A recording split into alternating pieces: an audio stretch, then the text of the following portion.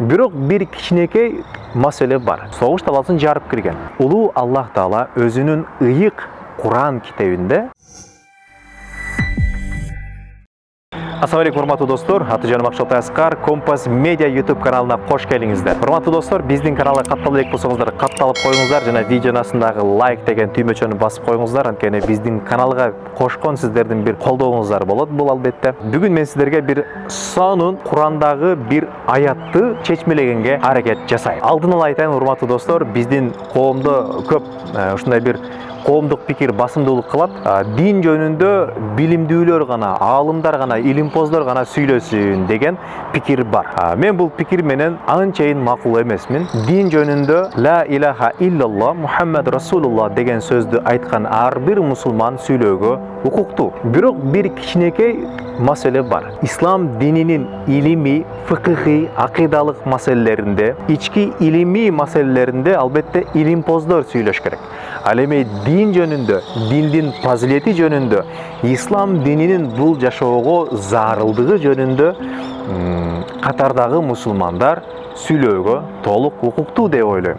Жана муну менен бирге биз ушул аз да болсо динде бир үлүшү бар адам катары Куран аятындагы айрым аяттарга биз да комментарий, биз да бир түшүнүгүбүздү айтсак болот. Эгер макул болбосоңуздар, балким комментарийге өзүңүздөрдүн ой пикириңиздерди жазыңыздар. Сиздер комментарийге жазган сын пикирлериңиздерге биз кийинки видеолордо сөзсүз жооп беребиз. Жана биз пенде болгон соң, эгер кайсы бир ойду туура эмес айтсак, ал оюбузду кайра кайтып алабыз. Анда эмесе мен Курандан түшүнгөн бир аятым жөнүндө айтып берейин. Мен 2018-жылдын аягында белгилүү тележурналист, коомдук ишмер, өнүгүү тренери устатым Мыктыбек Арсланбектин чакыруусу менен Ийгилик академиясы деген тренинг борборду чогуу негиздеп калдым. Мына арадан 1,5 жыл өттү. 1,5 жылдын аралыгында биз миңдеген адамдарды окуттук. Жана мен өзүм өнүгүү тренери катары көпчүлүктү сүрдүү жеңүү, сүйлөө чебердиги деген тренингке окуттум.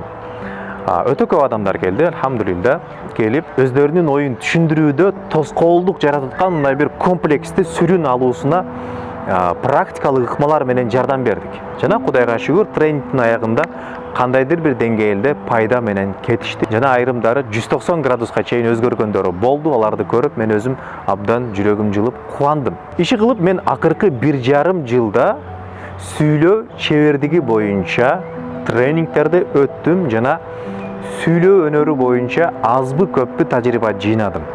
Албетте, үйрөнгөнүбүздөн үйрөнө элегибиз абдан көп. Бирок бир аз болсо да алган тажрыйбабыз менен бөлүшүп турууну туура көрдүм. Улуу Аллах Таала өзүнүн ыйык Куран китебинде Бакара сүрөсүнүн 83 аятында мындай дейт.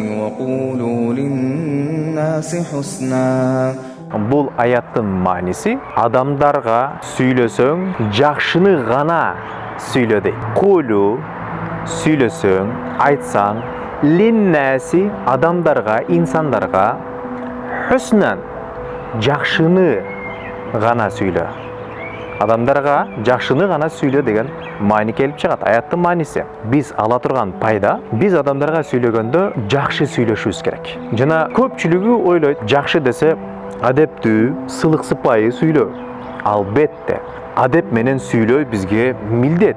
Бирок муну менен бирге, адептүү сүйлөө менен бирге бизге дагы бир милдет өткөн нерсе бар. Ал да болсо жеткиликтүү сүйлөө, түшүнүктүү сүйлөө. Анткени Куранды тафсирлеген аалымдар кулу линнаси хусна деген сөздөгү хуснан сөзүнө бир канча түшүндүрмөлөрдү берет. Жакшы дегенде контекстин, мазмуну жакшы болуш керек, сүйлөгөн сөзүңүздүн мазмуну жакшы болуш керек, пайдалуу болушу зарыл. Жана аны менен бирге ал пайдалуу, адептүү сөз түшүнүктүү болушу зарыл. Бир гана ал пайдалуу, маанилүү эмес, аны менен бирге жеткиликтүү да болуш керек, түшүнүктүү да болуш керек, таасирдүү да болушу зарыл. Мен сүйлөө чебердиги деген тренингде да дайым ушул мисалды түшүндүрөм. Куранда Бакара сүрөсүнүн 83-аятында жана бул тренингдин негизги заты да ушул аятка негизделген. Сүйлөсөң, чебер сүйлө, жеткиликтүү сүйлө. деген маани. Бир ой жүгүртүп көрүңүз. Мурда пайгамбарыбыз Мухаммад саллаллаху алейхи ва салламдын доорунда, сахабалар доорунда, андан кийинки табииндер доорунда, андан кийин таба табииндердин доорунда, андан кийинки доорларда, мечиттерде, минбарларда, жихадтарда, согуштарда аскерлер, имамдар сүйлөйүн десе, азыркыдай микрофон болгон эмес. Звукту күчөйтүп чыгара турган аппараттар болгон эмес. Жана миңдеген аскерлердин алдында, миңдеген мусулмандардын алдында минбарда аскер башчылар, имамдар микрофону жок сүйлөгөн. Жана алардын нуткунан кийин, сүйлөгөн сөзүнөн кийин аскерлер ушундай бир мотивация алган, ушундай бир дух алган, ушундай бир күч алган, согуш талаасын жарып кирген. Пайгамбарыбыз Мухаммад саллаллаху алейхи ва саллям дайым жихадтардын, газаттардын алдында аскерлерге багыт көрсөтчү. Жана пайгамбарыбыздын сөзүн сахабалар айтып атат. Биздин желкебизге, башыбызга бир чымчык тургандай, кыймылдабай, ушундай бир маани берип угат элек, ушундай бир таасын сүйлөчү пайгамбарыбыз саллаллаху алейхи ва саллям дечү. Хадистерде бар, окуп көрүңүз. Пайгамбарыбыз саллаллаху алейхи ва саллямдын жеткиликтүү сүйлөгөндүгү жөнүндө мисалдар абдан көп. Эмне үчүн пайгамбарыбыздын ар бир хадиси сөзмө-сөз бизге жетип келди. Ушунча кылымдар өтсө дагы.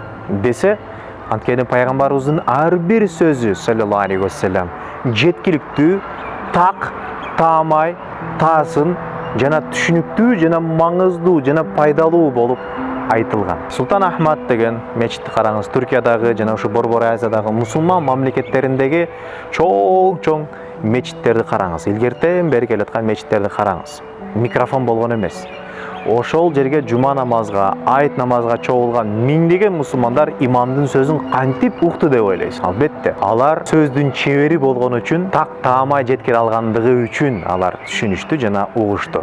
Жана мусулман үммөтү дүркүрөп, өстү, өнүктү. Мен да бул видеоролик аркылуу жогорудагы аятка дагы бир жолу ой жүгүртүп, акыл жүгүртүүңүздөрдү суранам жана сиздерге өзүмө кеңеш айтам. Мен бул видеороликте ушул жөнүндө айткым келди. Көңүл бурганыңыздар үчүн чоң рахмат. Эгер видеоролик пайдалуу болсо, биздин каналга колдоо көрсөтүп, видеобуздун астына лайк коюп, поделиться кылып, башкалар менен бөлүшүп, жана комментарийге жазсаңыздар. Комментарийде сизде кандай ой пайда болду ушул аяттан кийин? Эмнени түшүндүңүз? Жана Компас Медиадан сиз алдыда кандай видеолорду көргүңүз келет?